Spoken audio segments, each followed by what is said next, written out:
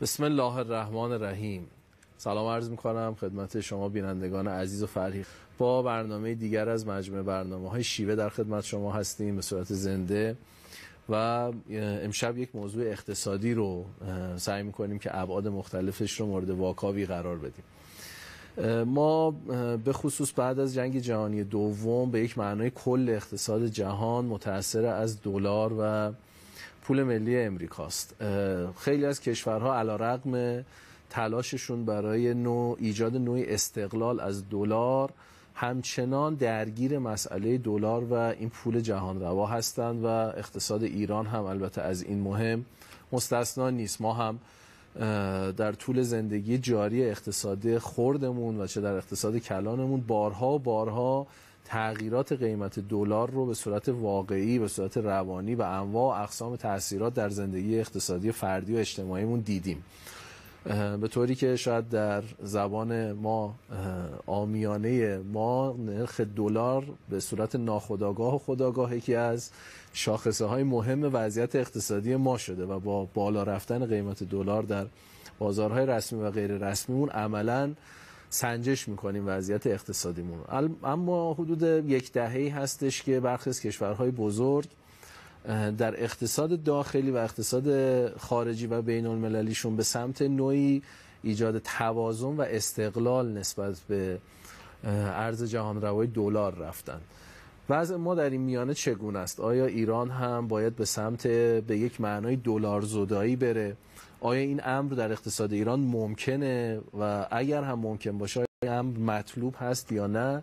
و اگر ما بخوایم احیانا از تبعات این مسئله در اقتصاد داخلیمون و اقتصاد خارجیمون بکاهیم و با آسیب کمتر این فرایند رو پیش بریم چه باید بکنیم؟ این سوالاتی است که سعی می‌کنیم در طول برنامه در خدمت دو کارشناس بزرگوارمون جناب آقای زمانیان و جناب آقای قلی زاده باشیم. آقای قلی زاده عرض سلام دارم خدمتتون. شروع سلام و احوالپرسی برنامه با حضرت عالی. خواهش می‌کنم. بسم الله الرحمن الرحیم. از جناب عالی همکاران شما توی این شبکه و میهمان ارجمندتون من عرض سلام و ادب و احترام دارم خدمت مردم عزیزم. این موقع شب خدمتتون هستیم. خدمت عزیزان سلام دارم.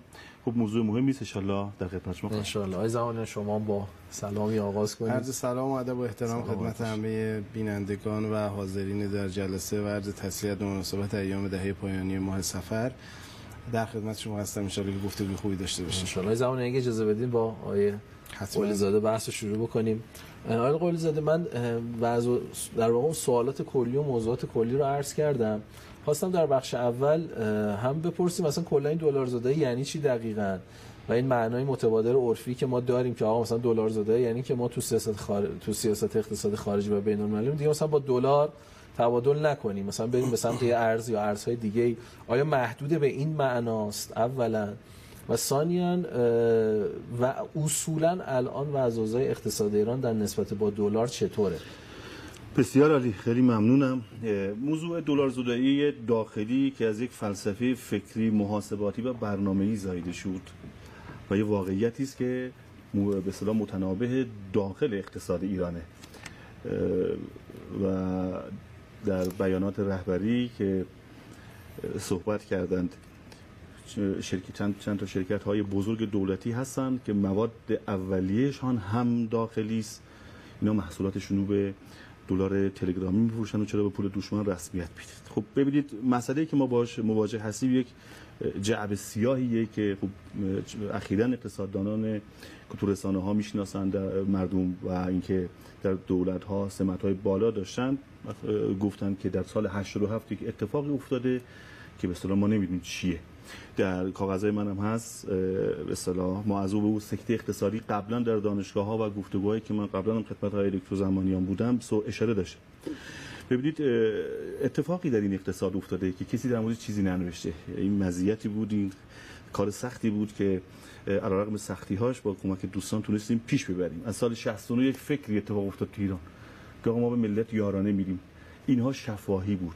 گاهن تو مکتوبات اداری اینا رو کاغذ می اومد، رو اسناد دولتی، رو گفتگوی رسانه‌ای اصلا اثری نبوده. میاد تا 77 که آقا کم کم این جا میفته که تو مقاله مبادله میشه بین اقتصاددانانی که حالا میگن یارانه پنهان انرژی ما میدیم، یکی عده میگفتن نداریم. تا 77 اتفاقات اون زلزله اولی افتاد تا بنیانگذاری بشه دلاریزه شدن اقتصاد داخل ایران. این فرق داره با معاملات دلاری بین‌المللی. دو موضوعه که متاسفانه از جمله‌ای که من اول عرایزم اشاره کردم، اون قسمت دومش رو به دلایلی که شاید مافیا و راندخاران و شاید ذی‌نفعان تورم، ذی‌نفعان دلاریزه شدن اقتصاد داخل ایران ازش بهره میبرن، با به اصطلاح لودگی رسانه‌ای مسئله اصلی این پنجره فرصتی اقتصاد داخل ایران رو از بین برد. چیزی که ما امروز مستندن و با ارقام، قوانین، آمارها، نمودارها، فرمولها ثابت خواهیم کرد که اقتصاد خانوار ما واقعا هزینه‌هاش دلاری شده و دستمزدشون به صورت ریالی سرکوب شده. اینکه شما می‌بینید شرکت‌های بزرگ خیلی آشکار در گزارش‌های مدیریتیشون ثبت می‌کنن و من تصاویر خود اون گزارشاتشون همراهمون هست که صراحتاً عنوان می‌کنن که ما به اصطلاح به ازای افزایش 1% دلار 1% سود خالصمون داره افزایش پیدا می‌کنه، در حالی که نرخ ارز چند صد برابر شده، یعنی 1% نبوده. می‌بینیم شرکت‌های مثل شرکت فولادی که در رسانه‌ها مطرح شد سودشون مثلا از 7 همت میاد میرسه به مثلا به 100 خورده ای همت. چرا این اتفاقا میفته؟ دلایل متعددی داره که یکیش اینه که همه به اصطلاح درآمدشون دلاری، قیمت‌ها دلاری و جهانی و زیبا، کلمات زیبایی هم هست، حقوق دستمزد، عامل انسانی سرکوب و با حقوق ریالی شکل میگیره. ببینید این یک مسیری بوده که فارغ از دولت‌ها اتفاق افتاده، یعنی اینکه و اتفاقات زیادی هم رقم زده. مثال میزنم اول در طی قوانین، قبل از قوانین بحث اون مبنای فکریشو که من اشاره کردم سال رسید به سال 77، شما می‌بینید در ترازنامه انرژی این واژه کم کم به اصطلاح آشکار میشه، در حالی که قبل از 76 در ترازنامه انرژی نبود. یارانه پنهان، اصلا یارانه پنهان هم نمیگفتن، با یارانه. ببینید همین گزارشی من رسمی دارم مثلا از وزارت نیرو سال 82 نامه رسمی شونه، مثلا اونجا دیگه اولین ادبیاتی که میارن مقدار کل یارانه عملکرد بخش انرژی رو داره توضیح میده. مقدار کل یارانه انرژی در سال 81 معادل 120,000 میلیارد ریال. همون موقع اینا ارقام بسیار هنگفتی بوده، 10 برابر کل یارانه پرداختی به کالاهای اساسی و میزان یارانه به ازای هر فرد ایرانی در سال مورد نظر 184,000 تومان بوده، در حالی که حقوق کارمند هم همون موقع همین عدد بوده. این ادبیات زاییده میشه در این کشور. یعنی وزارت نیرو معتقد بوده که ما 184,000 تومان حقوق میدیم، 184,000 تومان به هر ایرانی داریم یارانه انرژی میدیم. خب این ادبیات در چند تا پازل، چند تا ستون میخواست. شرکت‌های نفتی مثلا شرکت زایی بشه، پالایشگاهایی که از شرکت ملی نفت خوراک میگرفتن اینا رو مستقل کردن. شرکت‌ها سال پاییز 77 شرکت‌ها ایجاد شدن، هر شرکتی که هیئت مدیره یارانه نهادینه شد در گزارشات. رسید به سال 80 27/11/80 یک قانونی میاد ماده 71 و این قوانینی که میخونم هیچ کشوری این کارو نکرده. ببینید به شرکت ملی ماده 71 قانون تنظیم بخش از مقررات مالی دولت تاریخ تصویب 27/11/80 به شرکت ملی پالایش و پخش فرآورده‌های نفتی اجازه داده میشود به منظور حفظ و صیانت از سرمایه‌های ملی. اول باید ببینیم اصلا این حفظ صورت گرفته بعد از سال 80، 22 سال گذشته. قیمت فرآورده‌های نفتی بجز 5 فرآورده اصلی، نفت گاز یا همون گاز روی نفت سفید، نفت کور، بنزین و گاز طبیعی مصرف داخل کشور را بر اساس قیمت‌های جهانی بولدش کردم و با رعایت سر و صلاح کشور تعیین به فروش رساند. آیا امروز کسی سوال میتونه بپرسه یا سوال شده از این آقایون که این مصوبه‌ای که الان من از هیئت مدیره شرکت محترم ملی پالایش و پخش که میتونید ببینید و در سال 89 با عنوان اینکه فرآورده‌های نفتی که مشمول یارانه نیست 4 صفحه پر فرمول اینا همه به اصطلاح قیمت جهانی شده و آثارش هم خواهم گفت. چرا این کشورهای حاشیه خلیج و فارس ما از ما کمتر میفهمیدن؟ قیمت‌های به اصطلاح حاشیه نفتی حاشیه خلیج و فارس همه قیمت‌های انرژیشون کمتر از قیمت داخلشون، کمتر از بازارهای جهانی به اصطلاح چنین قانونی برای خودشون درج نکردن. در کشورهای غربی مثل امریکا، خود امریکا نسبت به بازارهای جهانی قیمت انرژیشون به شدت پایینتر از قیمت‌های جهانی. آیا در قوانینش شما میتونید پیدا کنید که قیمت انرژی برای داخل مردم امریکا باید برسه به قیمت خلیج مکزیک یا نفت دریای شمالی؟ همچین ادبیاتی. ببینید این یه فرآیند از 80 شروع شد. ما حدود چند 4% از فرآورده‌های پالایشگاهی که منظورشون فرآورده‌های ویژه است در قوانین که حدود 45-6 تا هم هست به اصطلاح اسم 3-4% همیشه میگیم این 3-4% یک عدد هنگفتی میشه. حالا در ادامه خواهیم گفت در زمانهای بعدی که به اصطلاح اینها مثلا در یک تصمیم عدد از 27 همت میزان فروشش میرسه به 280 همت و این عدد با بودجه مقایسه خواهیم کرد که چقدر بزرگه. سال 88 میاد اون برای اون 5 فرآورده رو تصمیم میگیرن در اصطلاح قانون هدفمندسازی یارانه ها که اون 5 فرآورده رو میبره تو خط فوق، تو خط قیمت جهانی. اونا مستقیما میشن جهانی تو خط قیمت جهانی. شما هر قانونی تو این کشور ورق میزنید که قانون اقتصادی دیگه اینو میبینید. در قانون الحاق برخی مواد قانون تنظیم بخشی از مقررات مالی دولت شماره 2 یا قانون الحاق 2 معروفه در 4/12/93 در ماده 1 میبینید همینو نوشته که همچنین برای نفت تحویلی به پالایشگاه‌های داخلی و مجتمع‌های پتروشیمی هم از دولتی و خصوصی 95% به اصطلاح بهای محمولات صادرات و فوق خلیج فارسه. یعنی عملاً ما قیمت داخلی و خارجی رو عین میمونه که داریم خارج میفروشیم. آنهایی که معتقدند نفت ایران رو به قیمتی که به مردم خارج میفروشیم به قیمت برای مردم داخل قیمت گذاری کنیم متوجه باشند که در دیدگاه آنها بین مردم ایران و مردم جهان هیچ خارج مردم جهان و مردم داخل و خارج نداره. شما همین سر کوچه خودتون برید سر بونگا بخاطر با این سوپرمارکتیتون که آشنا باشه خیالتون راحته به شما نمیندازه، خیالتون راحته که تخفیفی هم ممکنه به شما بده چون همسایه‌اید. ولی ما در قامت دولت با این فرمول هایی که طیف فکری عزیزان در این کشور رقم زدن، منابع هنگفتی که میتوانست اقتصاد ما رو مقاوم کنه، منابع هنگفتی که میتوانست در شرایط مثل تحریم به اصطلاح احروم بشه برای اداره کشور، علیه اقتصاد ملی داره کار میکنه. در آمارها به شما نشون خواهم داد که ما در نفت ملی که ادعای ملی بودن این منبع عظیم خدادادی رو داریم، اصل 45 قانون اساسی و پشتبندش داریم، بر اساس عددهایی که اتفاق افتاده رو خط فرمولی که از طریق قوانین اومده رو زندگی مردم و حتی اقتصاد تولیداتی که به انرژی وابسته نیستن، بسیاری از تولیدات تو همون هدفمندسازی یارانه ها ورشکست شدن. ما نفت خام رو به قیمت به اصطلاح به مردم ایران گرانتر از مردم خارج فروختیم. عددشو خواهم گفت. به عنوان مثال در سال 99 یه بشکه نفت خام رو برداشتیم به مردم ایران که میگیم یک سیکل چرخه‌ای رو طی می‌کنه تا میرسه به مصرف کننده نهایی 600,000 تومان فروختیم و به خارج ما اینو صادر کردیم 300,000 تومان. این اسناد بارها ارائه شده. از من خواستم محاسبات و جزئیاتشو نشون بدیم و نشون دادیم و این اتفاق واقعا افتاده و باور نکردنیه. در حقیقت همه این اسنادی که اینجا هست ما امروز صحبت خواهیم کرد که واقعا درآمد مردم ریالی شده، سرکوب شده، حقوق دستمزد گاهن عامل تورم معرفی شده، ولی هزینه هاش متاسفانه دلاری شده و تمام شوناتشون. حتی نگاه کنید در کشور ما، در یک کشور اسلامی به صورت بسیار افراطی، حتی ما خیلی خیلی به اصطلاح خیلی بی‌پروا از اینکه آموزش مردم که حق قانون اساسی شونه، اینکه به بازار سپردیم ابایی نداریم و هر کی پول بیشتری داره آموزش بهتری هم می‌بینه. آیا این طبقاتی کردن یک جامعه نبوده که حتما بوده؟ ببینید در این قوانینی که زندگی ما رو دلاری کرده، مسئله دلارزدایی داخلی یک مسئله حاصل بیسوادی و پوپولیستی و خیانت به کشور نیست، عین خدمت به کشور، عین مقاوم کردن اقتصاد کشوره. ببینید من شرمم میاد واقعا بگم که ببینید ما آمارها رو می‌بینیم در کشوری که مملو از ثروت انسانی و ثروت مادی خدادادی است، میشنویم در اخبار طالبانی که سازمان ملل اون رو به رسمیت نشناخته و تحریم‌های شدید شامل او هم از تورم میاره پایین، ولی ما هر کاری میکنیم تورم رو نمیتونیم بیاریم پایین. علت اینه که منابع عظیم نفتی که ما باش شوخی کردیم در سال 86 از طریق بودجه سنواتی، بودجه سال 86 وارد اقتصاد ایران شد و 40,000 میلیارد تومان برای اولین بار اعداد و ارقام نفت وارد بودجه شد. قبل از اونم مردم تو این سرزمین زندگی میکردن. طوری شده آقای دکتر ببینید مردم امروز میگن که حتی اقتصاد زمان جنگ به مراتب بهتر از این روزا بوده. نه بحث دولت‌ها هم نیست، این دولت قبل ما واقعا هر سالمون بدتر از پارسال شده. شما آمارها و تورم‌ها رو نگاه کنید. شما من نقطه سال 86 نقطه سکته اقتصادی ایران میدونم، نقطه شکست ساختاری میدونم. شما به همین نفت رو ما قبل از 86 هم به پالایشگاه‌ها میدادیم.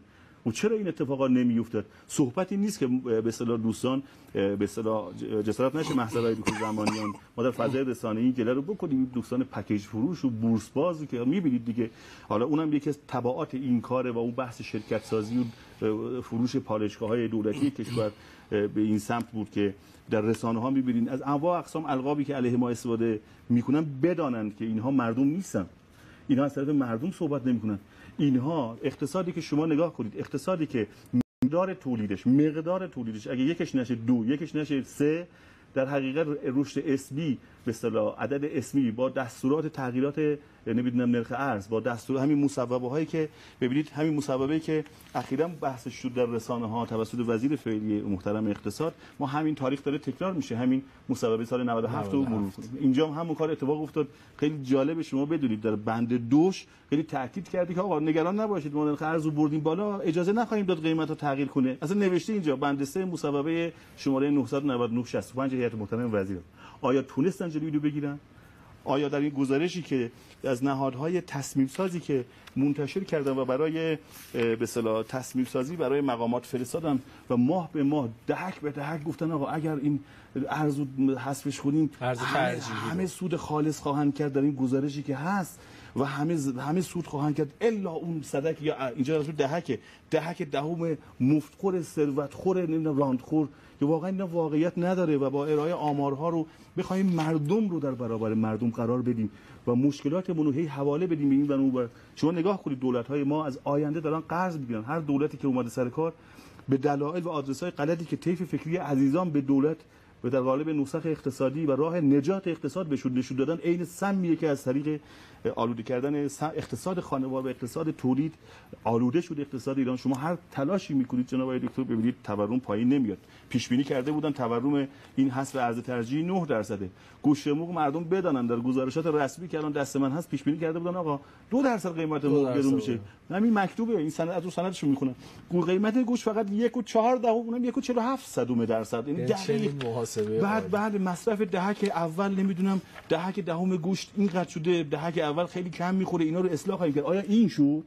آیا امروز دهک دهم ما مصرف گوشتشون کم شد یا فقرای ما مصرفشون کم شد؟ آمار رسمی که مرکز پژوهش‌های مجلس، آمار رسمی که مرکز آمار ایران داره منتشر میکنه، دارن میگن که 30% 40% بعضن آمار رسمی لبنیات ما، گوشت ما، برنج ما به اصطلاح مصرفش کاهش پیدا کرده. آیا با همین گزارشات به اصطلاح واقعیت داره؟ ما میخوایم کشور رو اداره کنیم یا نه ما همیشه ملت رو میخوایم در رنج و به اصطلاح آزار بندازیم و همیشه یک ملتی که به اصطلاح فقیر بشن و توان فکر کردن و توان ساخت و تربیت نیروی انسانی مناسب و شایسته این کشور رو ما از دست بدیم با این سیاست‌ها.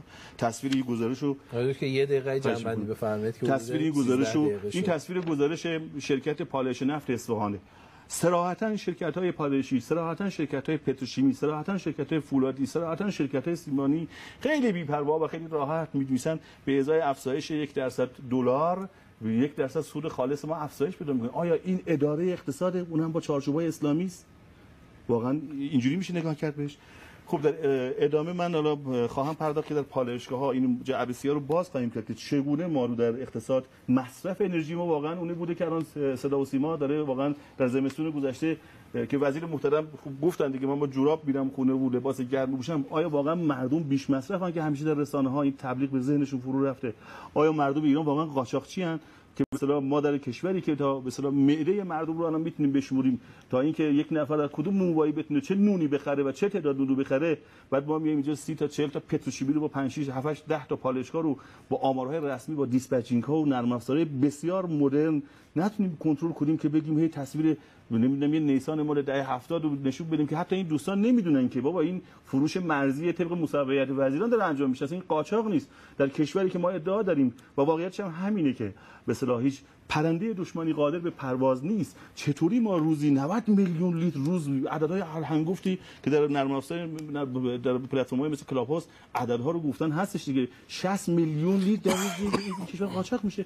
کشوری که واقعا داره 60 میلیون لیتر قاچاق میشه و واقعا یعنی ما بتونیم بهش بگیم که ما این کشور اداره کشور دست ماست که یکی از صحبت‌های ما در بحث دلاریزه شدن اقتصاد داخل ایران و کلید کردن قفل کردن کلیدی ترین و اساسی ترین کالای ایران به قیمت خارج از اقتصاد ایران، یعنی سپردن فرمان اداره اقتصاد کشور به اصطلاح پول واحد کشور تحریم کننده و پول واحد کشور دشمن و سیاستگذاری همونطور که داریم عملاً هم می‌بینیم توسط اونها داره اتفاق میفته. بسیار متشکرم دکتر 15 دقیقه خیلی خلاصه فکر کنم کل بحثو گفتید یه دوره خیلی. نه حالا آمارای زیادی هم هست در ادامه ان شاء الله. آقای زمانی در خدمت شما هستیم. شما اجازه بفرمایید من تمرکز بحث آقای دکتر رفت رو دلار زدایی داخلی ابتدا نظر رو همین صحبت مالی مزاحی کنم با آقای دکتر. ماشین حالا رفاقت داریم، ولی به هر حال به نظرم میاد یه سری نکات پراکنده و از هر دری سخنی رو مطرح کردن. خیلی از اینا واقعا به نظرم بعضی از آمارها و اطلاعاتی گفتن که قاطعا مخدوش بود، بعضی از حرفایی هم که زدن درست بود، ولی به هر حال اون اساس حرف و ریشه حرف نظرم مشخص نشد برای من که ایشون دقیقاً دارن در مورد چی صحبت میکنن. اجازه بفرمایید برای اینکه بحث روشن بشه من اون مفاهیمی یا در واقع تعابیر معناداری که از این عبارت یعنی دلارزدایی قابل فهم هست رو دسته‌بندی بکنم و از منظر خودم بگم با کدومی که از اینها موافقم و کدومی که از اینها به نظر من باطل هست و خیلی قابل اعتنا نیست. تقریبا میشه گفت مجموعه کسانی که در مورد دلارزدایی دارن حرف میزنن تو چند دسته قابل تقسیمن. بگذاریم از گروهی که اساسا قائل به این مفهوم نیستن و میگن که مفهوم دلارزدایی اساسا یه تلاش بیهوده است، بی ثمره، اون یه گفتگوی دیگری میطلبه. خب من هم جزء اون دسته نیستم و میشه در یه جلسه در مورد اون صحبت کرد. در مورد دلارزدایی چند در واقع دسته نظر وجود داره. یک دسته از نظرات این است که ببینید ما داریم با پول بین المللی کار میکنیم، به هر حال مبادلات بین المللی داریم، اینکه با چه پولی در واقع کارمون رو انجام بدیم قاعدتاً یه بخشیش یه سبد، یه بخش زیادی از این سند در واقع از این سبد دلار بوده. وقتی شما دارید با دلار کار میکنید تسویه مبادلات شما در نظام پولی مالی آمریکا در واقع اتفاق میفته. به هر حال مبنای این مبادلات بر مبنای پول واحد امریکا هست. خب کشور امریکا کشوری است که در حالت تخاصم با ایران قرار داره و به تبع میتونه خیلی از مبادلات شما رو با مشکل مواجه کنه، به انضمام اینکه کاملا قدرت رصد و نظارت بر شما داره. و می‌بینید مثلا یه دادگاهی تو امریکا تصمیم میگیره که اینقدر از منابع ایران رو در فلان بانک بلوکه کنید بدید به دیگران و همه این اتفاقاتی که دارید می‌بینید. به این معنا دلارزدایی معناش این است که خب شما در سبد ارزهای بین المللی از دلار فاصله بگیر. چه کاریه وقتی این دشمنته، وقتی هم همه در واقع قدرت رو داری بهش میدی، خب برو یه جای دیگه کار کن، با یه سبد متنوع‌تری کار کن. به این معنا دلارزدایی یک حرف کاملا مسموع و منطقی و درستیه. بگذریم از این که حتی اگر امریکا کشور متخاصم نبود، همه ما میدونیم این نظام مبتنی بر دلار در تجارت‌های بین المللی این غنیمت جنگ جهانی دوم برای امریکا که شما خودتون اشاره کردید و به هر حال غنیمت هم حالا 10 سال 20 سال 40 سال 50 سال دیگه قرار نیست تا ابد این دنیا رو بدوشه، به خاطر اینکه در یه دوره‌ای با دیگه با هم جنگ کردن و یکی پیروز این جنگ شده دیگه بقیه دنیا باید تا ابد تاوان این رو بدن. و منطقاً حرکت از دلار به ارزهایی که حالا یک سناریوش این است که یک سبدی از ارزهای بین المللی و محلی و منطقه‌ای باشه یا نه یه ارزهایی باشه که اصلا فراملی غیر مربوط به یک کشور خاصه، یه چیزی است که دستورکار اقتصادی است در دنیا. این که گفتگوهایی هست، بله یه عده میگن بریکس میتونه به اونجا منتهی بشه، بعضیا میگن نمیشه، گفتگوهایی هست. در حقیقت این بحث کاملا بحث درستی است و بحث مسموعی است، این رو همه بهش قائلیم، چه آمریکا متخاصم باشد چه نباشد. اینو صحبت می‌کنیم، این دلار خارجی رو فعلا بذاریم کنار. دومین تعبیر که به نظرم تعبیر اصلی و مهم از دلارزدایی این است که ببینید به هر حال اون چیزی که بخش زیادی از اتفاقات اقتصادی رو شکل میده ذهن‌های مردم جامعه است. پدیده اقتصادی و پدیده اجتماعی، ما در مورد یک موضوع مهندسی و مکانیکی که صحبت نمی‌کنیم. چی میشه که قیمت‌ها بالا میره توی کشور؟ تئوری‌های مختلفی از نظریات مختلفی است، اما آنچه هست توسط آدمیزاد و انسان داره اتفاق میفته و انسان هم داره تصمیم میگیره. من فرض کنید یه خیاطم، خب میخوام قیمت این پیرهنی رو که میدوزم تعیین بکنم، به یه چیزی نگاه میکنم دیگه. اگه ببینم از سال قبل تا امسال همه چیز گرون شد، منم به هر حال احتمالاً قیمت این رو بالا میبرم دیگه. اگر من حس کنم که این شاگردی که کنارمه یا این اجاره مغازه قرار گرون بشه، خب منم احتمالاً قیمت. سوال اینه که چی داره این ذهن مردم رو شکل میده و مردم با این تصمیم میگیرن که به نظرمون میرسه باید اجناس رو گرون کنیم، باید قیمت‌ها رو بالا ببریم. یه سری لنگرها، یه سری شاغول‌های ذهنی وجود داره توی کشور. اون چیزی که به نظر میاد امروز نقش مهمی تو ایران داره دلاره. یعنی اگر به جامعه بگن که قرار دلار گرون بشه، من خیاطی ام که هیچ چیز وارداتی ندارم، یعنی فقط دارم پارچه رو میگیرم میدوزمش، دارم پول خدمتمو میگیرم، منم احتمالاً جنسمو تلاش میکنم گرون کنم دیگه. میگی چرا؟ میگم که دلار داره گرون میشه. بعد میگن آقا تو مگه با جنس دلاری داری کار میکنی؟ میگه نه، ولی وقتی دلار گرون میشه همه چیز گرون میشه. یعنی اثر روانی اصلا در واقع این شاغول ذهنی در واقع شکل دهی انتظارات در جامعه است و دلار امروز نقش پررنگی داره. توی این موضوع دلارزدایی یه معنای خیلی مشخص و علمی داره. دلارزدایی یعنی تغییر لنگر ذهنی و انتظاراتی مردم از دلار به چیزی که در داخل کشور باشد، مشخصا سیاست‌های پولی و در واقع سیاست‌های داخلی کشور. یعنی بانک مرکزی اگر فردا گفت که من سیاستم به شکلیه که انتظار دارم در 5 ماه آینده رشد در واقع تورم رو متوقف کنم یا تورم رو کاهش بدم، این در یک اقتصاد سالم باید بیش از این شایعه که قرار دلار گران بشه در ذهن مردم اهمیت داشته باشه و به این معنا هر چیزی که ذهن مردم رو قفل کنه رو مسئله دلار غلطه. من به همین خاطر خیلی وقتا انتقاد ما به سیاست‌های ارز ترجیحی، انتقاد ما به سیاستی مثل 28500 اینه که اتفاقا تو داری جامعه رو دوباره قفل می‌کنی روی عدد در واقع فیکس روی دلار که این میدونی قرار مناقشه مدت‌های آینده شما بشه که حالا من در مورد این قضیه بعداً صحبت می‌کنم. به نظر من مهمترین رکن دلار زدایی از اقتصاد این مفهومه که بسیار مفهوم اتفاقا جدی و مفهوم سختی است در مقام اجرایی سازی. این مفهوم من خب به شکل جدی بهش قائلم. اما مفهوم سومی که در واقع ناشی از یک خلط به نظرم فهم در پدیده های اقتصادیه و خیلی هم زیاد شنیده بشه، یک مفهومی است که تصور میکنه که من با این مفهوم سوم مخالفم، که تصور میکنیم میتونیم اقتصاد رو یک جوری درست کنیم که اگر قیمت‌های جهانی خیلی از کالاها تغییر کرد میتونه هیچ تأثیری روی ما نداشته باشه. خب مثال بزنم، فرض کنید قیمت روغن خوراکی در جهان به یک باره مثلا 2 برابر میشه، از مثلا 1 تن $300 میشه $600. حالا فرض کنیم با این اعداد ما میگیم که خب یه اقتصاد ما باید به دلار وابسته باشه. اون $300 اگه شد $600 چرا باید قیمتش تو ایران؟ مگه ما داریم مثلا دلاری حقوق میگیریم؟ مگر ما داریم؟ این نگاه متوجه نیست، این رو نمیفهمه که بابا این که ما میگیم که قیمت روغن از $300 شد $600، این دلار صرفا یک واحد بیان قیمته. شما اصلا یورو در نظر بگیر، اگر دلاریش 2 برابر بشه یورویش هم 2 برابر میشه، ین ژاپن هم در نظر بگیری، یوان چین هم در نظر میگیری، به همه منطقه قیمت یک کالا تو دنیا داره 2 برابر میشه. خب همون جور که همه دنیا داره متاثر میشه، من وارد کننده هم داره متاثر میشم. چجوری که وقتی قیمت نفت در جهان 2 برابر میشه ما ایرانی‌ها مثلا خوشحال میشیم، میگیم چه خوب قیمت نفت 2 برابر شد، ماها منتفع میشیم و یه عده به هر حال متضرر میشن دیگه، چون باید پول بیشتری برای نفت بدن. خب به تبع وقتی هم که قیمت در واقع روغن، قیمت کنجاله، قیمت ذرت در دنیا 2 برابر میشه، خب ما یه وارد کننده مجبوریم این رو به قیمت 2 برابر بگیریم دیگه، میگه فرقی میکنه.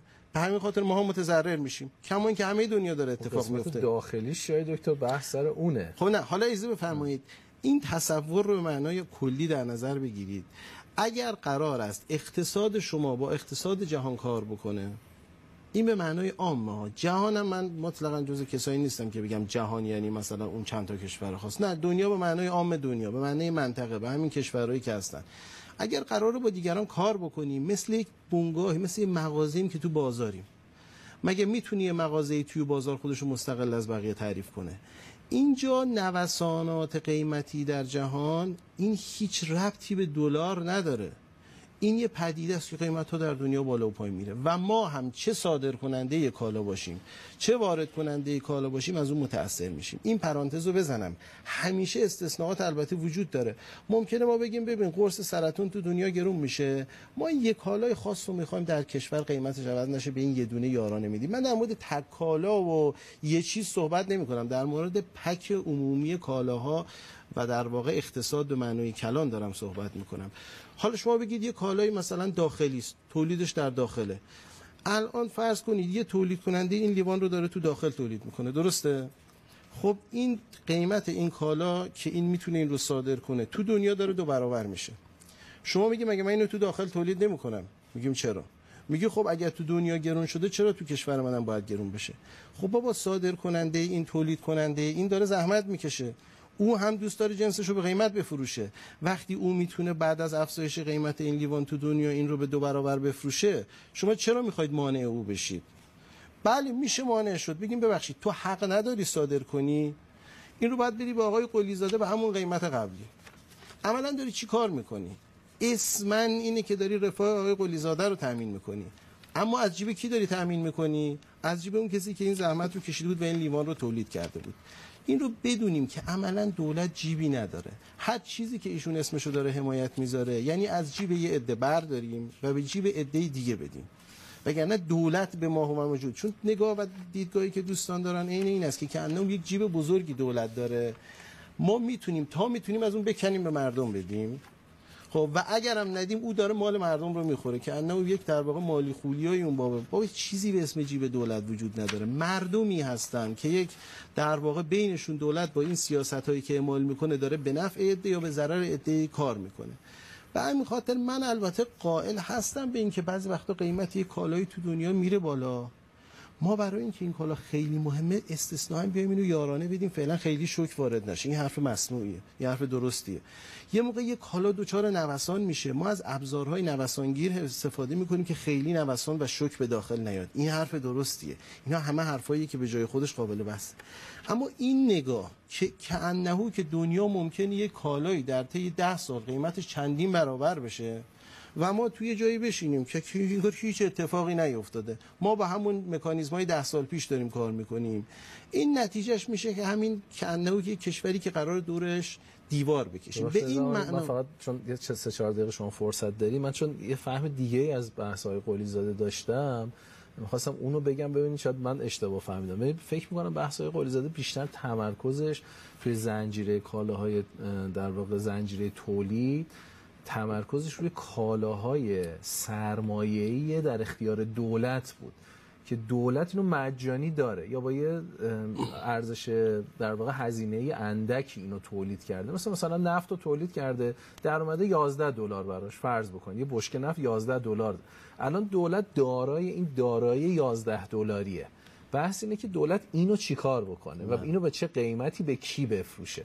در واقع ظاهرا ادعای آقای قلی زاده این بود که عدد شما رو اصلاح کنم، نفت در خشکی $1 داره تموم میشه تو ایران و تو دریا $7.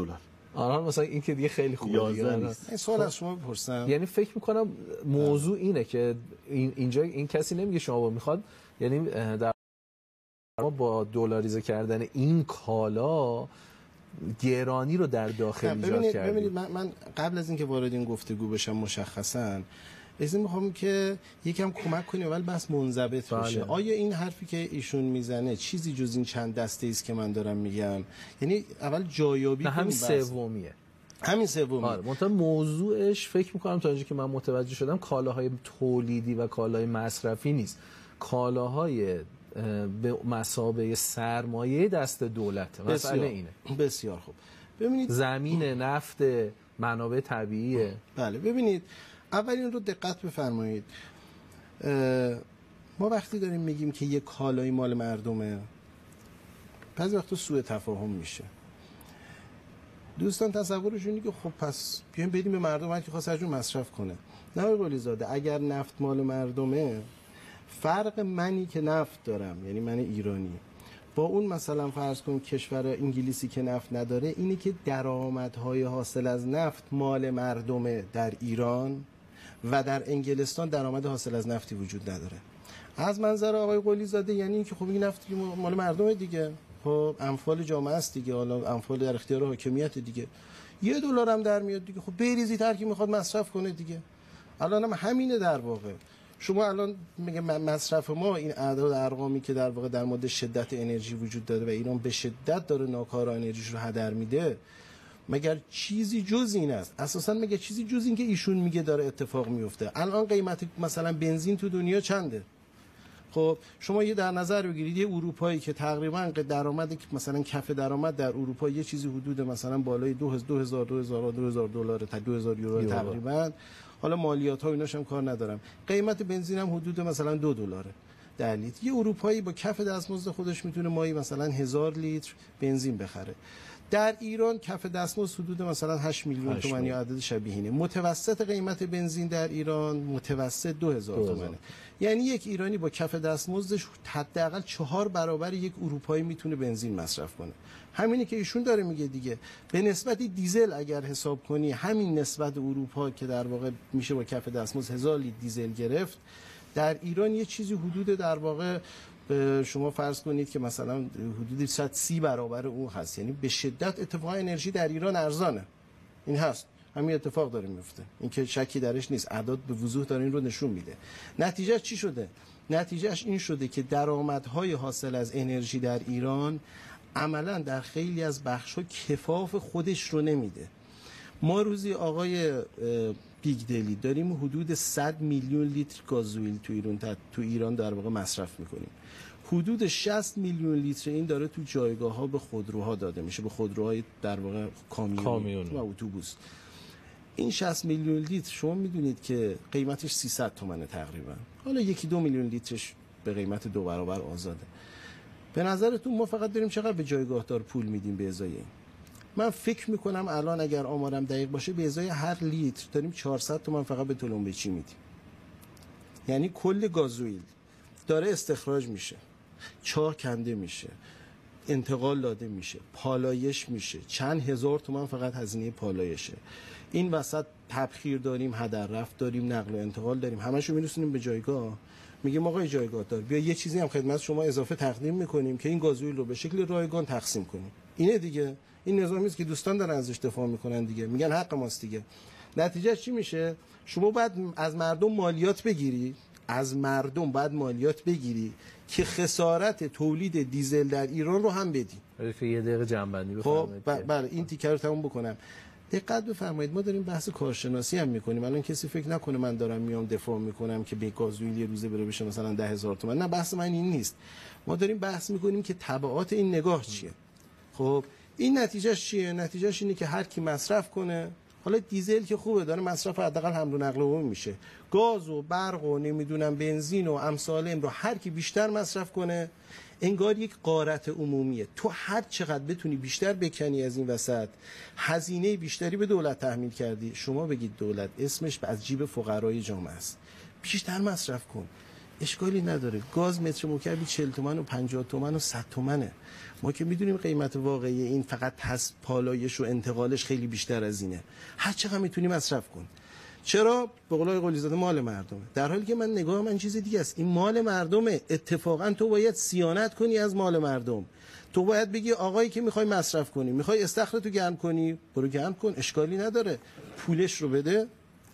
ولی این پول مال مردمه، نه اینکه گاز مال مردمه، اونم به شکل بی حساب و بی قاعده و به شکل اینکه هر کی بیشتر از این غارت کرد منتفع داستانه.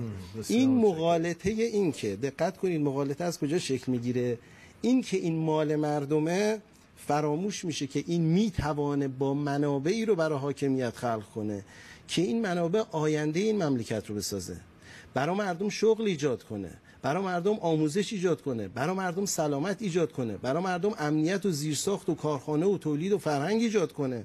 اینا رو فراموش میکنن، میگن مال مردم یعنی مجانی پخش کن بره. بعد اسمش هم برای اینکه ازش در واقع حمایت بکنن میشه دلارزدایی. این جمله هم بگم که بحثم شکل بگیره، حالا اگر وقت من بیشترم میشه به دوستان بگم.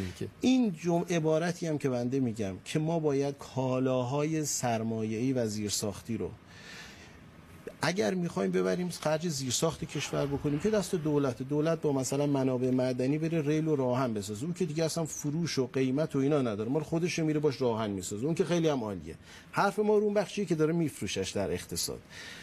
ما مطلقاً به این معنا نمیگیم که این رو به قیمت دلاری و نمیدونم منطقه‌ای و فوبا امثال هم بفروشه. ما میگیم یک بازاری تو ایران باید شکل بگیره. مگه ما بورس انرژی نداریم؟ بورس انرژی برای چی راه انداختیم؟ بریم بنزین ما رو، گازوئیل ما رو، نمیدونم گاز رو، هر چیزی که از حامل انرژی رو در بورس انرژی عرضه کنیم. بر چه مبنایی آقای بیگدلی؟ بر مبنای ریال. بر مبنای ریال بریم اینو عرضه بکنیم به هر قیمتی که واقعی بازار داخلی. بازار داخلی، بله بازار داخلی قبول داری که خیلی خوبه. که اصلا حرف ما و ایشون هم به وضوح میدونه که ما این رو قبول داریم. ما بارها با هم صحبت کردیم، ولی میدونید وقتی موقع بحث میشه چی میشه؟ میگه نه ببینید یک همسان پنداری میکنن به شکل چون خیلی زیاد شد من نگرانم یه مقدار وقت نه حالا وقت رو بعدن چون من این بحث دومم باز شد.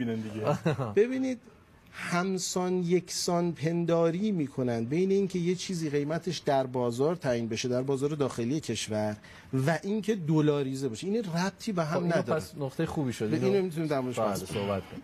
خب یه 20 دقیقه شده. خب آیه قلی زاده من فکر به نظرم اون نقطه یه مقدار اگه اجازه بدید من یه نقطه وفاق به نظرم رسید. این شاید بتونه مسئله رو نزدیکتر بکنه. وان که آقا دولت یه دارایی‌هایی داره، یه سریشو خودش مصرف میکنه برای ساخت کشور و ساخت زیرساخت‌ها و اینا. بحث ما اینجا نداریم که اصلا بره مجانی اینا رو به شرکت‌های دولتی و خصوصی اصلا بده که آقا راه هم بسازن، کارخونه بسازن، تولید بکنن. منتها یه کالاهای دیگری تولید میکنه، اینا رو میخواد بیاره بفروشه، اینا رو بیاد یه قیمت واقعی بازار داخلی رو بفروشه. اینو الان مخالفید شما؟ ببینید جناب آقای دکتر این من چند بار بحث کردیم این موافقت یا مخالفت رو لااقل در یه عبارت بگید چون نمیخوام ما عرق جبین ریختیم که امروز آقای زمانیات جلو دوربین میگه من با قیمت جهانی مخالفم. اینو باید با صدا بلندتر بگه. خب الحمدلله. غیر از این عزیزان دیگری بودن که در که ایشون میگه موافقم یا مخالفم ما هنوز موافق نشدیم. در مقام قوانین قبلا گفتم من مخالفم، گفتم میگم بلندتر و بگید با این مواد قانونی جهانی سازی که من اشاره کردم بگم غلط هست. ما در آستانه تدوین برنامه هفتم توسعه هستیم. بله بگی غلطه به عنوان کارشناس که همون اول برنامه قبل از شروع برنامه گفتم آقای دکتر امشب کنار ما وایسا وضعیت اقتصاد مردم رو یک مقدار درک کنید. آقای دکتر زمانیان من فکر میکنم برای مردمی که در مریخ وجود نداره واقعا صحبت میکنن یا جهان ماورایی وجود داره، گویی که در جمهوری اسلامی نیست، گویا آمارها رو نمیبینه. دارن دوستان یه فرمول دیگری رو میسازن به نام بورسی که شکیله، به نام کلماتی که زیباست، به نام چیزی به نام بازار جهانی که وجود نداره. ببینید عزیزان، مردم عزیز، ببینید یه چیزی ساخته شده که تهش شده مکتب گرانگون. آقا دولت بزرگ کوچیکش کن، رها کن، ولش کن.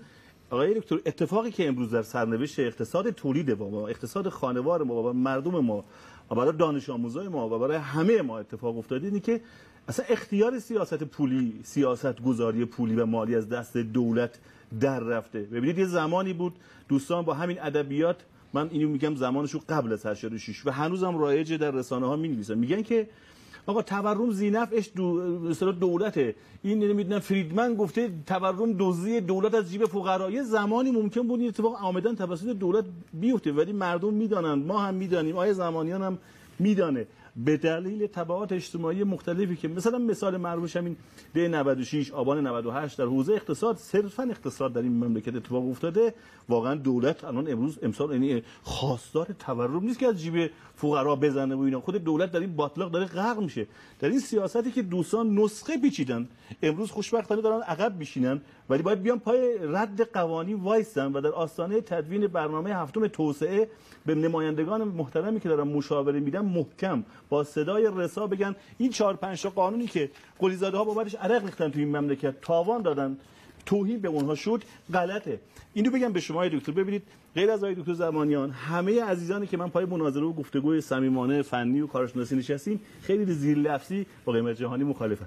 ما یه مناظره معروفی در دانشگاه علامه طباطبایی با یکی از عزیزان دانشگاه شریف داشتیم، خیلی زیر لفظی رد کرد برای ما قیمت جهانی که مخالفیم. مثلا ما همینو داریم میگیم بقیه‌شو نگو، بقیه‌شو نمیخواد بگو، شما یکم با صدای بلندتر بگو قیمت جهانی غلطه. پس تو این برنامه عزیزان روبرویی که ما چندین برنامه به اصطلاح با هم با تفاوت نظر نشستیم در رسانه‌های مختلف در همین صدا و سیما، دوستان الحمدلله امروز پذیرفتن قیمت جهانی غلطه. این نقطه تفاهم خوبی به نفع اقتصاد ملی است، نه فقط مردم که بخش تولید. ولی ببینید هنوز از اون حرفا عقب ننشستن.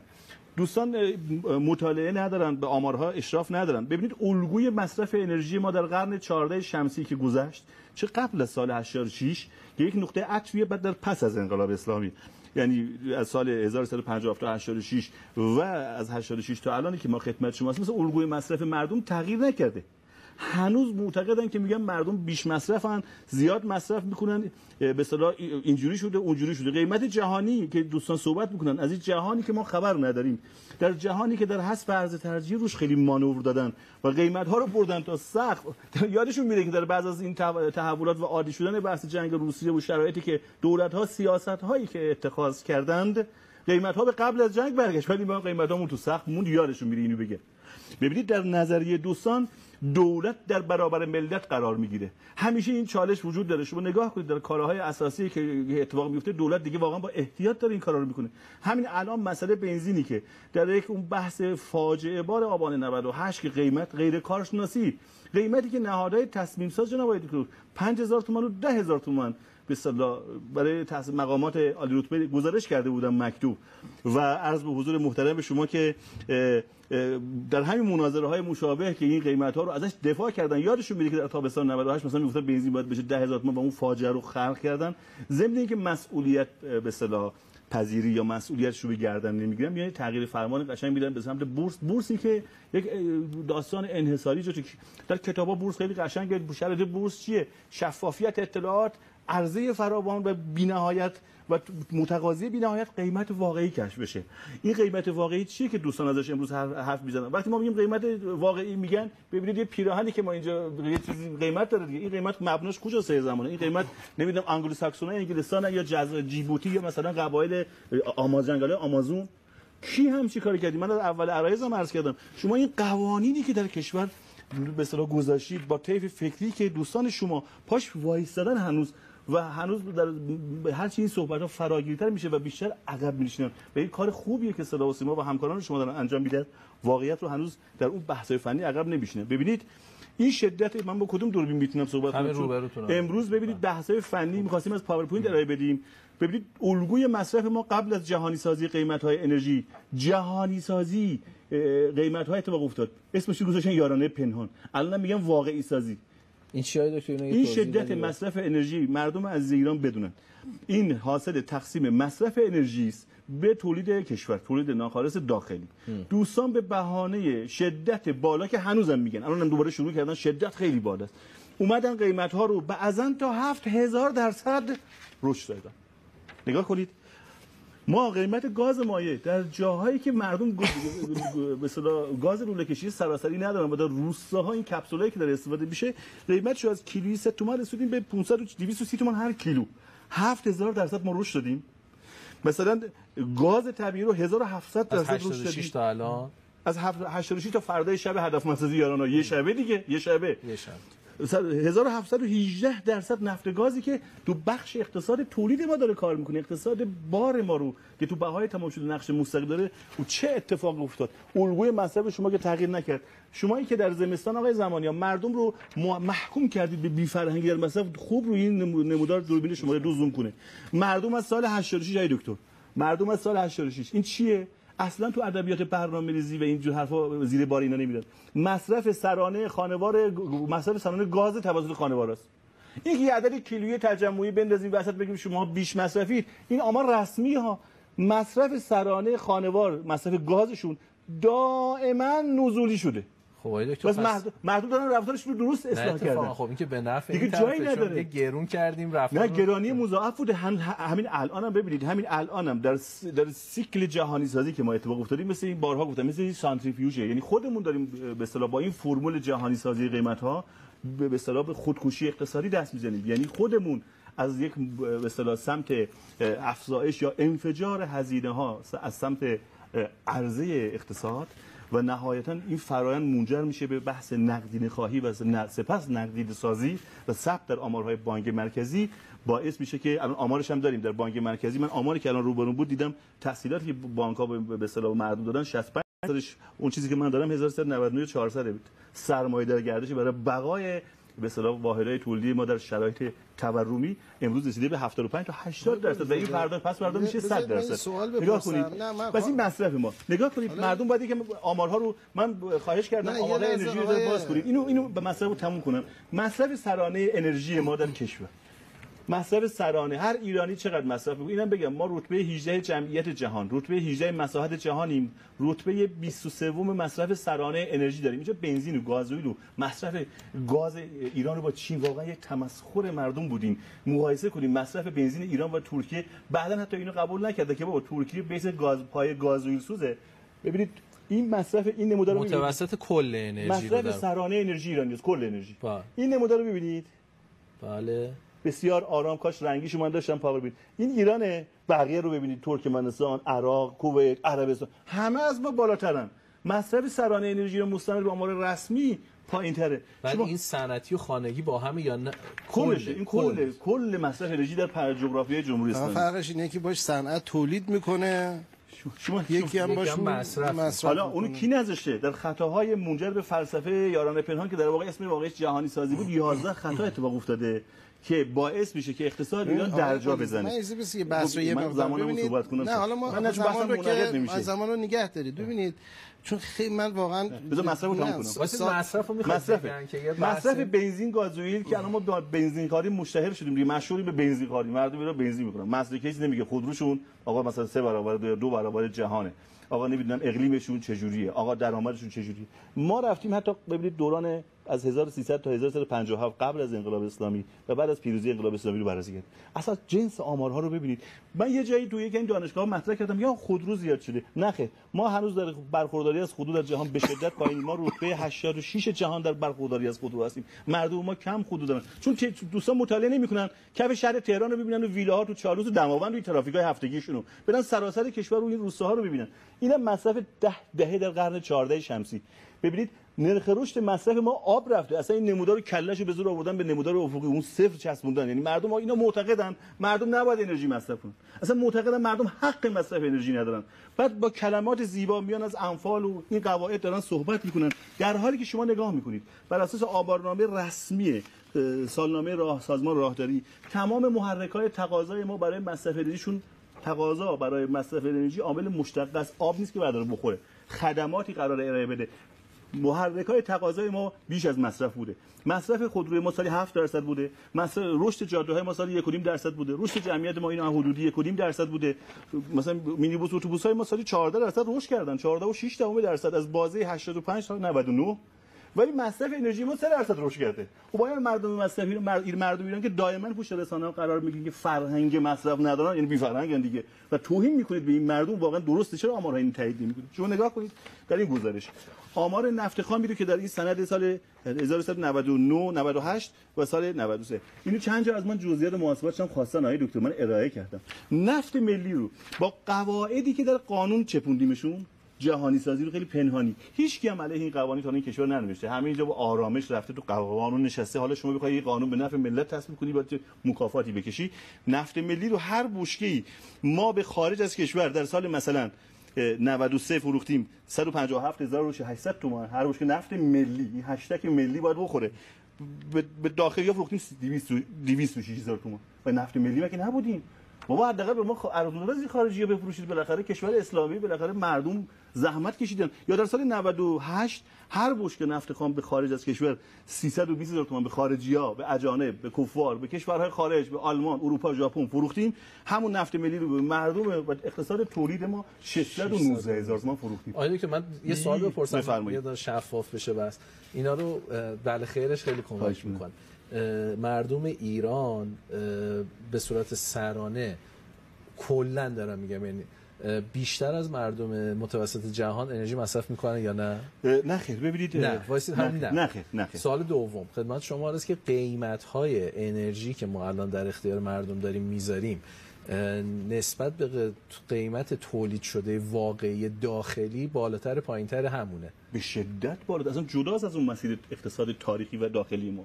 یه چیزی داخل داره تو مثلا بنزین چقدر الان بنزین ببینید بنزین من اینجا بنزین همینجا دارم اینا بنزینو ببینید اشاره هم کردم آقای دکتر. ببینید مردم عزیز بدونن ما تا 85 سال 1385 تو هم زندگی می‌کردیم دیگه، حافظه‌مون که یاری می‌کنه هر سال سنمون مردم میدونه.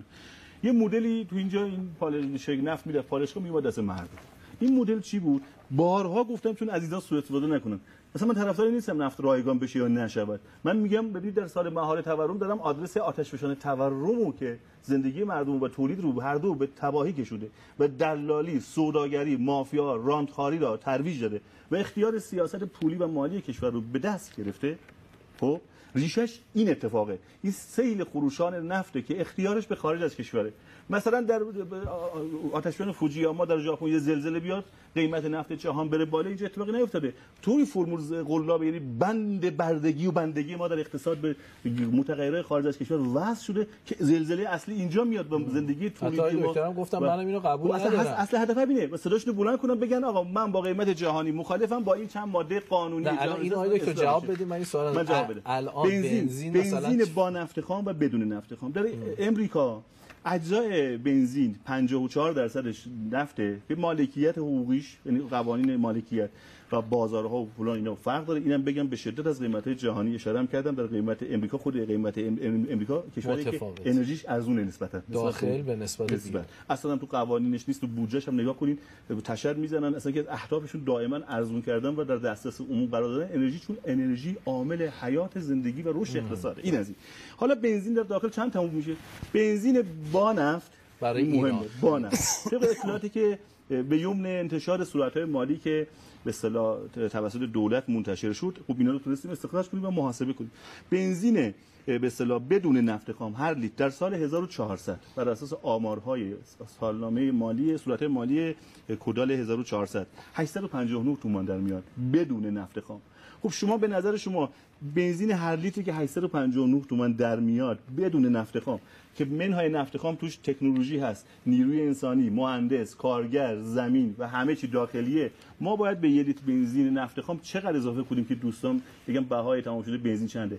11000 تومان به ازای هر لیتر نفت خام بابت جهانی سازی قیمت که به اصطلاح بهش اضافه میکنن. خوشبختم که امروز آقای زمانیان و برخی دوستان امروز دیگه زیر لفظی دارن میگن، آروم دارن میگن، جلوتری میگن قیمت جهانی که غلطه، ما اینو قبول نداریم. حالا بعد بریم سمت بورس. در بورس هم همین فرمول شما طراحی کردید. این فرمول خانه خراب کنه نه خانه آباد کن. تا الان هم همین اتفاق افتاده.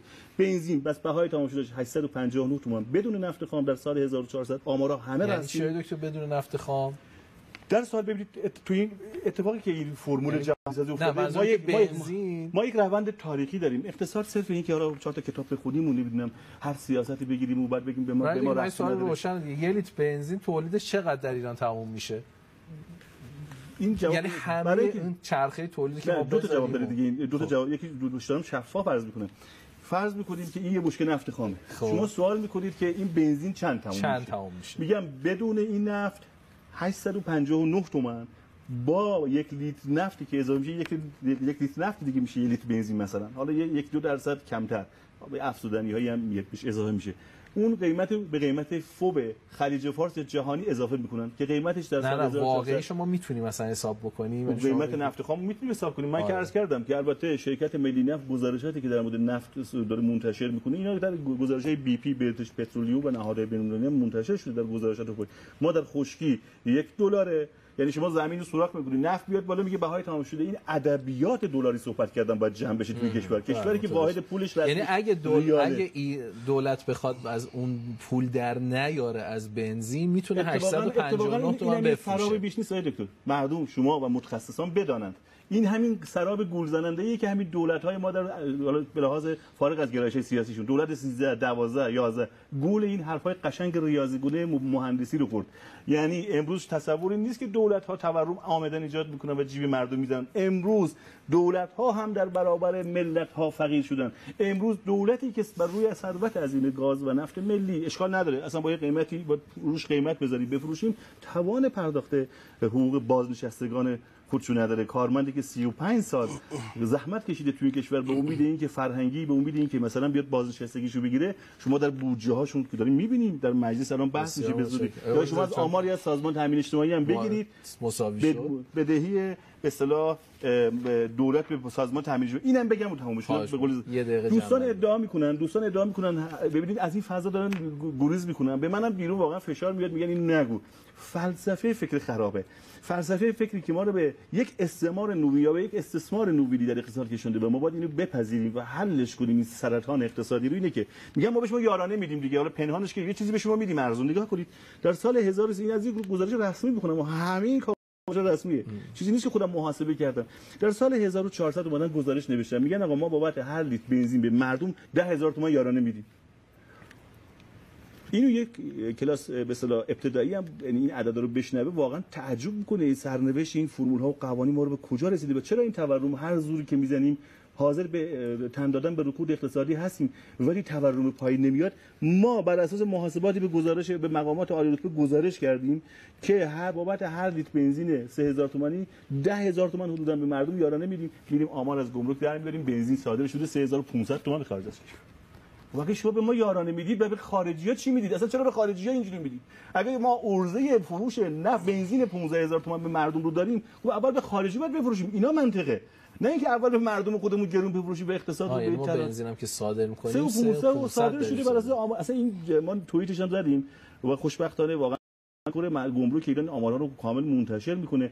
اول سرسده رسانه‌ای کردن بعد بیانیه داد به شرکت‌های مرتبط، بعد دیدن دیگه درسته دیگه این آمار گمرک آمار رسمی گمرک ایران در سایتش اکسلاش داره منتشر میکنه. برای ما بدانیم توی سرزمین آقای دکتر فارغ از این بحث هیاهو و نمیدونم رسانه‌های زرد و سیاه و قرمز و این چو و این بی سواد این پوپولیستی اینجوری نیست. اینا اصلا صحبت بر اساس مدار و علم اقتصاد آنچه که اتفاق افتاده غیر علمیه و دوستان دارن از یک شبه علم دفاع میکنن در این کشور. بسیار متشکرم. خوبه زمانیان. ببینید من یه نکته بگم، این واقعاً سیاق بحث نیست حقیقتش و اینکه یه تعداد زیادی کاغذ میارن میذارن اینجا هر لحظه یکیشو بلند میکنن، نه اصلا اون اعداد مشخصی چیه، نه مرجعی داره نه مشخصه، اشاره به یه آیین‌نامه‌ای که اصلا معلوم نیست کی نوشته، بعد اینا رو منتسب میکنن به مثلا جریانی که من مثلا مشخص نیست، حالا من از کی دارم دفاع میکنم، بعد الفاظ پراکنده اینها بردگی توهین به ملت بنزین خاریه. این شیوه در واقع غیر منطقی و غیر اصولی بحث و بدون اینکه اصلا بحثی شکل بگیره حول موضوعی رو 20 تا چیز مختلف بپریم. آره که میخواید من چون سعی می‌کنم مرتب منظم بکنم، حداقل خواهشم اینه که بحث رو یه ذره حداقل روی یه موضوعی تیک تاکی پیش ببریم. آره که خیلی موضوع روشنی داره دیگه. بحث اینه که ما مصرفمون مصرف زیادی نیست و قیمت تمام شده این اصلی ترین درآمد دولت، یعنی اصلی ترین دارایی دولت، یعنی انرژی بسیار پایینه و ما اینها رو داریم گرون‌تر می‌فروشیم. یه چند تا نکته رو عرض بکنم.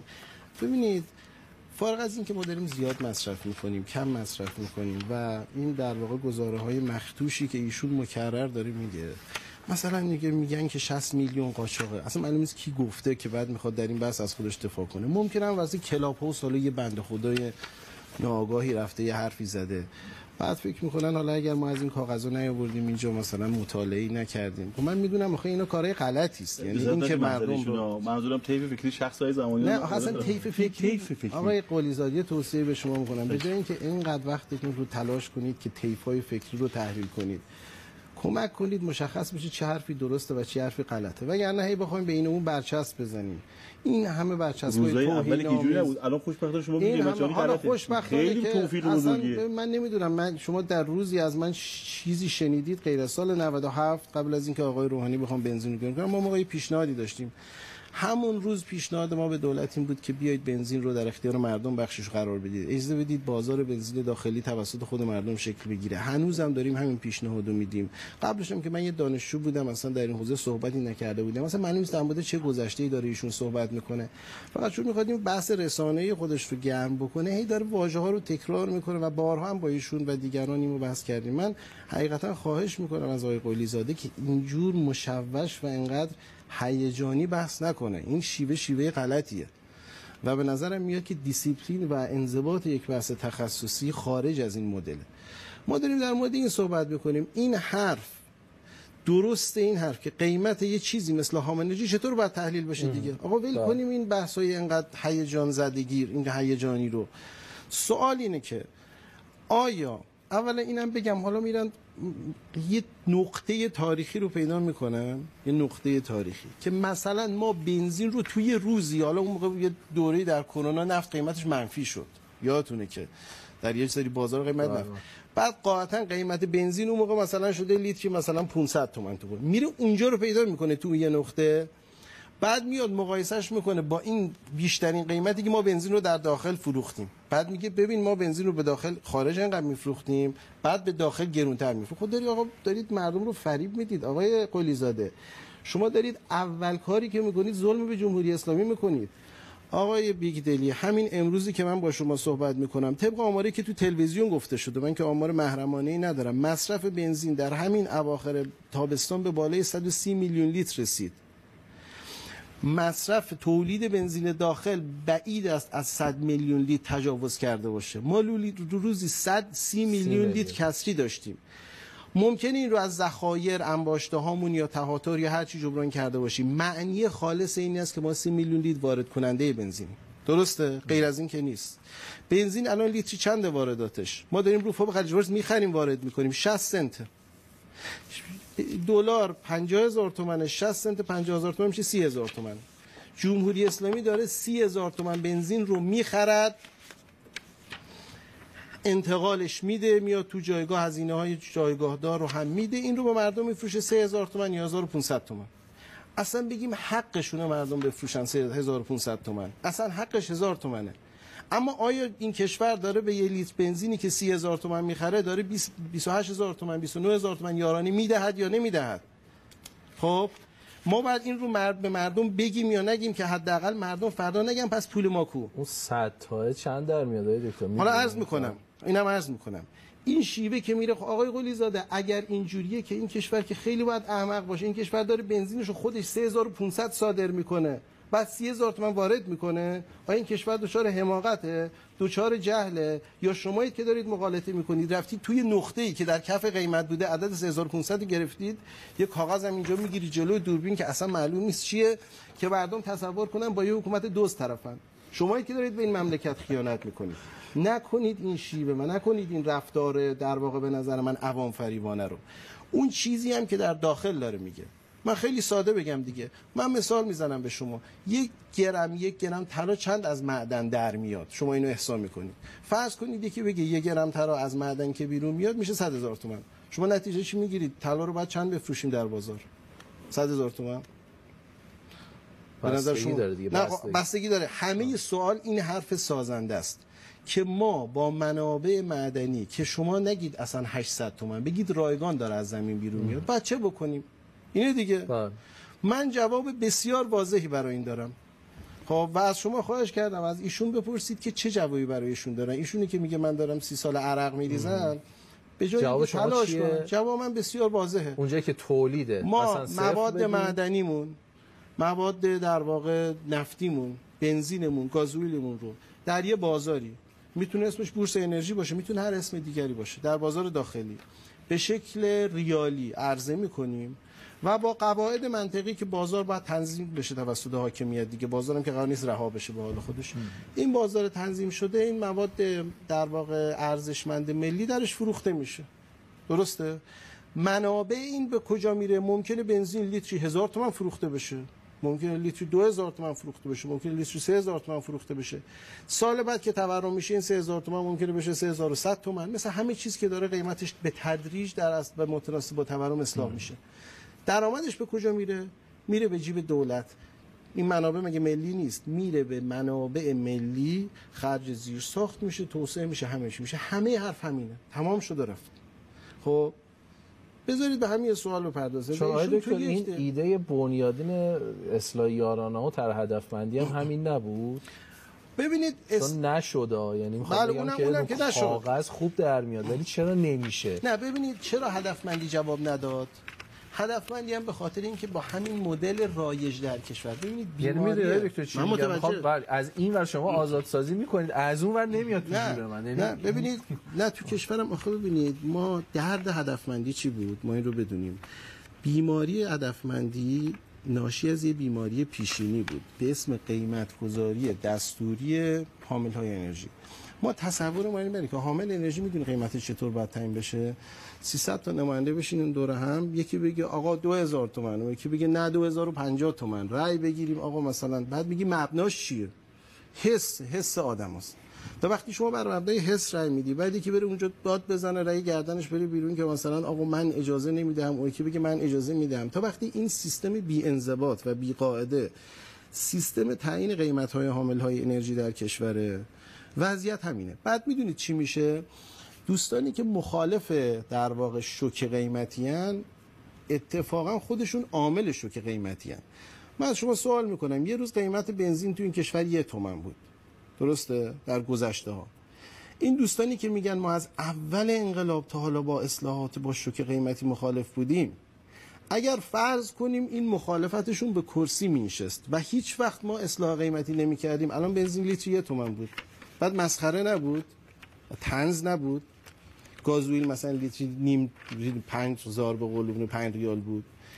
مخالفت با اصلاحات قیمتی همینه دیگه. یعنی شما برگردیم و همیشه هم با افتخار میگن ما از روز اول مخالف بودیم. خب اگه مخالفت شما که به ثمر میشه که الان اصلا افتضاح بود وضع کشور. نتیجه چی میشه؟ تا اونجایی که زورشون میرسه قیمت رو ثابت نگه میدارن. بعد که به اینجا رسید دیگه مجبورن که یه باره اصلاح کنن. بعد باید اثر سرکوب قیمتی 5 سال رو یه باره تخلیه کنن. بعد یه شبه قیمت 3 برابر میشه آبان 98. دوباره میره دوباره امروز میبینیم به 30 میلیون لیتر 40 میلیون لیتر کسری میرسیم، دوباره به اینجا میرسه، مجبوریم چیکار کنیم؟ دوباره یه شبه شوک قیمتی و به روز سیاه نشاندن کشور و آبانهای 98 نتیجه همین تفکره که میگه ما قیمت بنزین رو باید با بالا و پایین بردن دست آقایون در نهادهای حاکمیتی تعیین بکنیم و چون بالا و پایین رفتن دست ما با ملاحظات سیاسی و اجتماعی و کف میدان و شرایط حساس کنونی و فلان و این هاست، تا اونجایی که جانمان اجازه میده به لب نرسیده اینو نمیذاریم تکون بخوره. اون موقع هم که از دست ما در رفت چنان جهشی اتفاق میفته. این مدلیه که 60 سال تو این کشور از زمان شاه تا بعد از انقلاب ادامه پیدا کرده. مدل پیشنهادی ما چی میگه؟ اتفاقا ما با شوک قیمتی مخالفیم. شما پدر این کشور رو در آوردید. اگر اجازه بدید این قیمتش در بازار اصلاح بشه، اون روزی که قیمت بنزین 1 تومن بود ممکن بود ماهی مثلا 1%، 0.5%، 2% قیمت به تدریج تو بازار اصلاح بشه. به ویژه اگر مداخله و تنظیمگری دولت درست باشه، اجازه نوسان و شوک به بازار نمیدید. نتیجه چی میشه؟ مثلا اون روزی که بنزین 1000 تومن بود تو کشور، شد سال 94 بود فکر کنم که آقای روحانی بنزینو کرد 1000 تومن، اگر ماهی مثلا 50 تومن، 60 تومن، 100 تومن، شاید حتی مثلا یه روز پا میشیم می‌بینیم مثلا 2 تومن، 3 تومن بالا و پایین این قیمت به تدریج اصلاح میشد، ما احتمالاً در سال 98 با همون قیمت 3000 تومن میرسیدیم، اما بی درد و خون ریزی. تفکر میخ کردن قیمت رو عدد 1000 تومن تا زمانی که به جان به لب برسه میگه چی؟ میگه نگه تا زمانی که مجبور به جهش بشی. 30000 تومن احتمالاً میرسیدید دیگه دکتر جان، یعنی به 3000 تومن که نمیرسید، به 30000 تومن فوق میرسیدید. من سال 98 رو میگم، نه سال 98 تقریبا قیمت فوقش چقدر بود؟ اونم فکر کنم 12 بود. حالا البته ممکن بودم نرسیدیم، ممکنه بودم نرسیدیم. عرضم اینه که ببینید هر اتفاقی که قراره بیفته در بازار، وقتی بازار قیمت این بازار یعنی قیمت شناور، یعنی جلوگیری از شوک، یعنی جلوگیری از اینکه سیاسی کردن حامل‌های انرژی. بعد ممکنه یه دوره قیمت در دوره کرونا اون موقع که ایشون میگه 3500 تومان ما داشتیم، نمیدونم 800 تومان نفت رو صادر می‌کردیم، بنزین رو به مردم می‌فروختیم 3 تومان، نتیجه دوباره این تفکر غلطه. چون تو وقتی قیمت رو دستوری تعیین می‌کنی، وقتی تو دنیا هم قیمت بیاد پایین، تو که دستورت پایین نمیاد، چون به امر ملوکانه قیمت تعیین شده. اتفاقا اگر اون روزم قیمت شناور در داخل داشتی، در بورس تو، در بازار داخلی تو هم قیمت پایین می اومد، همون روزم یعنی به مردم ظلم میشه. بالاخره با اینکه مثلا ما ملاک قیمت بنزین رو بذاریم فوق خلیج فارس مخالفیم. من حتما مخالف اینم و این مخالفتم برخلاف برخلاف این نکته‌ای که میگن این حرف جدید امروز این دوستان لاقل دوستان امثال من، این ما از اول هم همینو میگفتیم. من اتفاقا مسئله هدفمندی رو ایرادش رو همین میدونم. در هدفمندی گفتن چی؟ گفتن ما بریم قیمت رو بگذاریم قیمت فوق، در طول زمان برسانیم به قیمت فوق. من میگم آقا ببین این که قیمت رو بزنیم قیمت منطقه‌ای یا قیمت جهانی یا از یه جا، مال کشورهایی که خودشون بازار داخلی ندارن.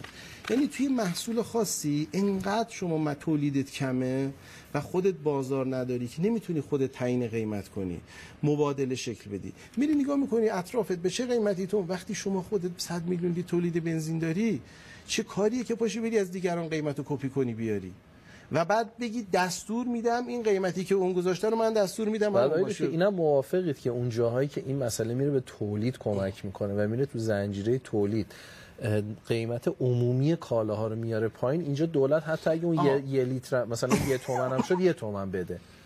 اینو موافقید؟ ببینید پیش‌فرض چیه؟ هم مثال گازوئیل. آقا یه جایی هستش که دولت مداخله چیز میکنه اقتصاد با گازوئیل فرق نه حالا مثال بود دیگه، مثلا همین آهن مواد همه اینا. ببینید نکته اینجاست، ما باید اقتصاد رو منضبط اداره کنیم.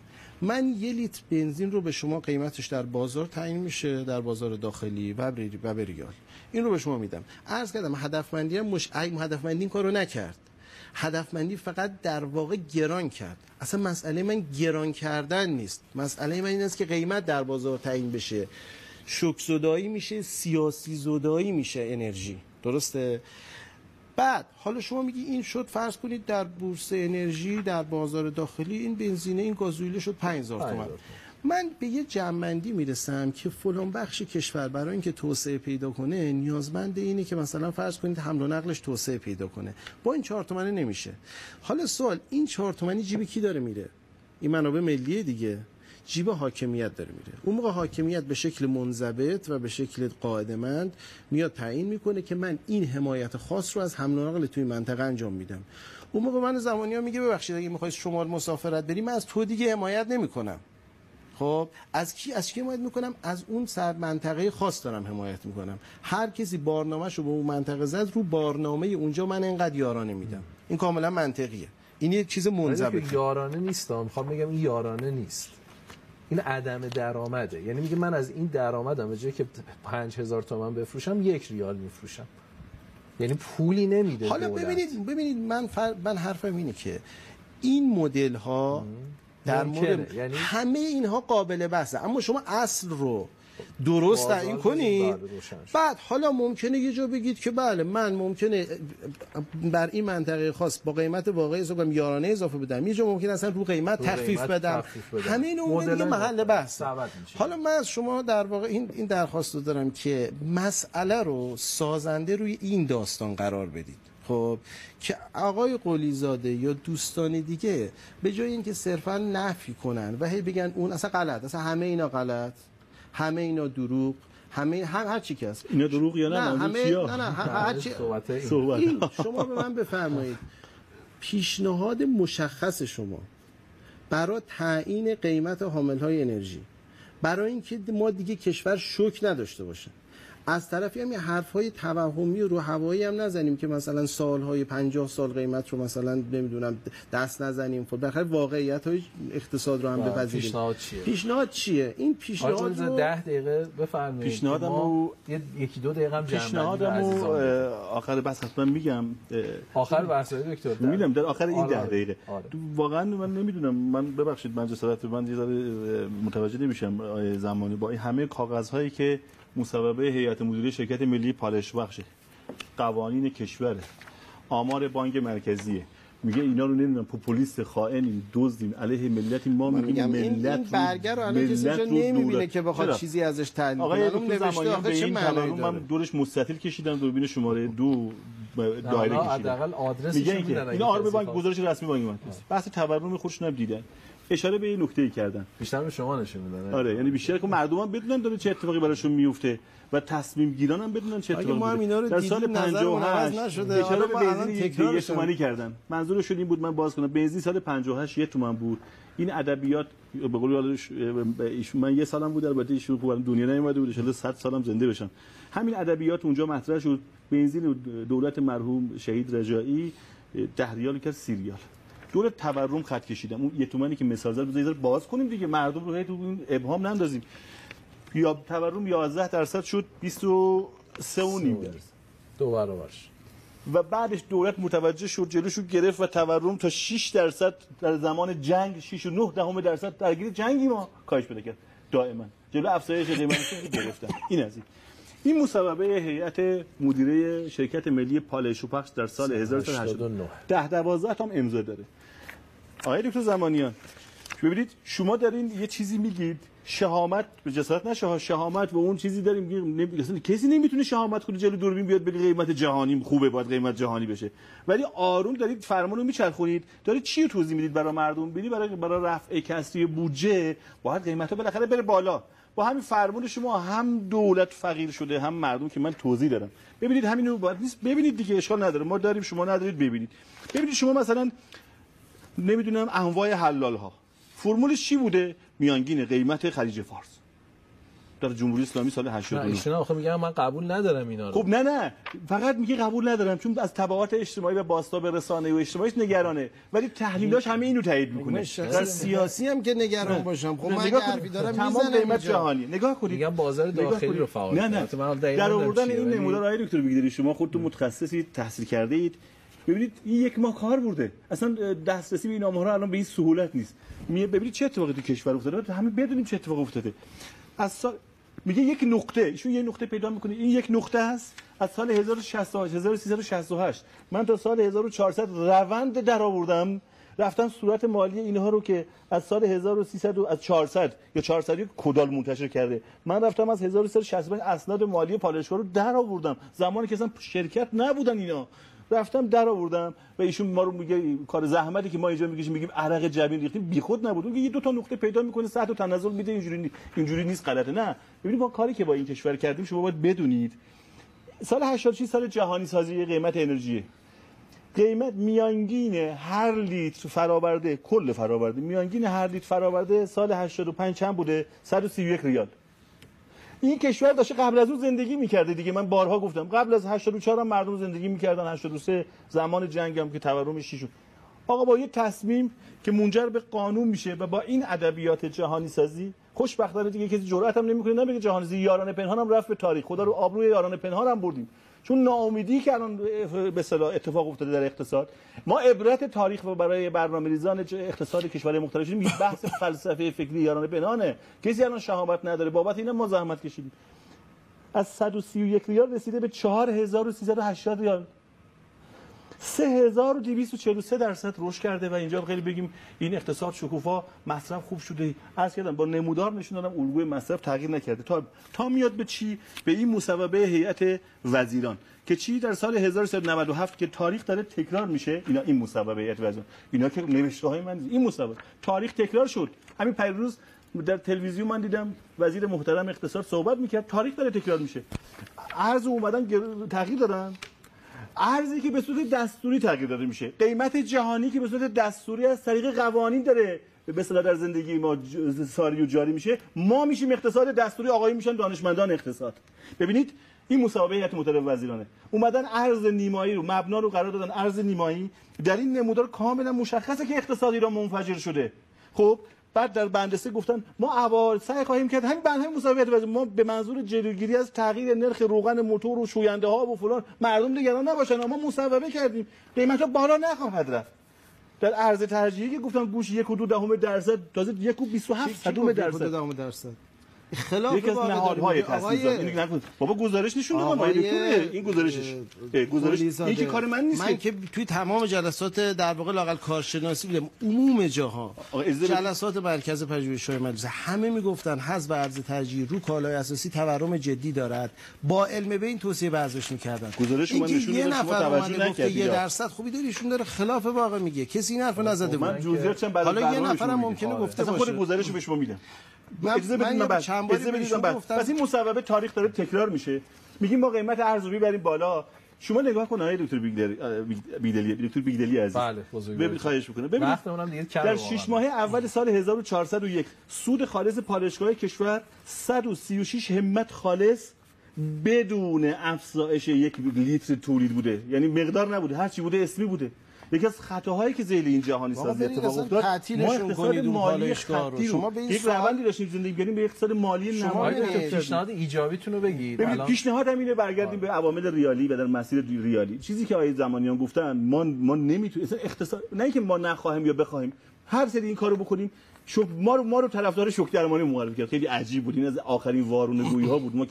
ما گفتیم آقا هر سال بر اساس عوامل اقتصاد داخل و تولیدی که اون پالایشگاه اون پتروشیمی داره انجام میشه با عوامل ریال یه قیمت تمام شده به علاوه اون حاصل به اصطلاح ارزش معدنی رانت ماده معدنی. بفرمایید این جمله‌ای که گفتید این فرمولتون رو بگید. بهای تمام شده چجوری حساب میشه؟ نه شما بگید، من اصلا بلد نیستم. یه بار بهای تمام شده. علم حسابداری داریم دیگه. بهای تمام شده رو حساب کنیم. چجوری؟ ما بهای تمام شده چجوری حساب می‌کنیم؟ بهای تمام شده بنزین اینجاش که دلار اون که خارج اون دست دیگه حالا بحثون داره سازنده میشه. شما میفرمایید بهای تمام شده بنزین میشه نفت خام. بنزین تا گوگل بله نفت خام به اضافه هزینه‌های عملیات. قیمت نفت خام رو چطور تعیین کنیم؟ قیمت نفت خام رو باید با عوامل داری. خود نفت خام چند در میاد؟ شرکت ملی نفت میگه $1 در میاد فعلا. نه اون که هزینه احساس برداشتش استحصالش هزینه خود بالاخره خودش هم ارزش داره. اون چقدره؟ تهش تو بودجه شرکت‌های نمیدونیم دیگه. اینو میخوام ایشون جواب بده دیگه. اونا میدونیم مگه میشه اونا هست ارزش خود یه بشکه نفت خام ارزشش چقدره؟ تهش $1 هم سایر هزینه‌های پخش و توزیع و اینا میشه دیگه. مثلا شرکت پخش داره توزیع میکنه بودجه‌اش ارزش نه دیگه. ایشون هزینه‌اش اینقدر میشه. اصلا شما فرض کنید من یه بشکه نفت خامو برداشت میکنم، کل هزینه‌های واقعی میشه یه عددی میشه $5. میشه $5. خب به اضافه خود اون ماده هم یه ارزشی داره دیگه. نه دیگه این معلوم نیست دیگه همسون. یعنی نه اجازه بفرمایید. پس ممکنه یعنی شما میفرمایید که اصلا نفت خام هیچ ارزشی نداره. نه اینو نمیگیم. میگیم که شما میگید که چی؟ چرا؟ میخوایم بگیم که مطالعه شده در مورد این باید یه جوری حساب بشه. یا یه جوری حساب بشه. چه جوری با دلار حساب می‌کنید؟ نه من که نگفتم با دلار. من وقتی میگم من که میگم به ریال در بازار تعیین میشه. ایشون میگه چطور حساب میشه؟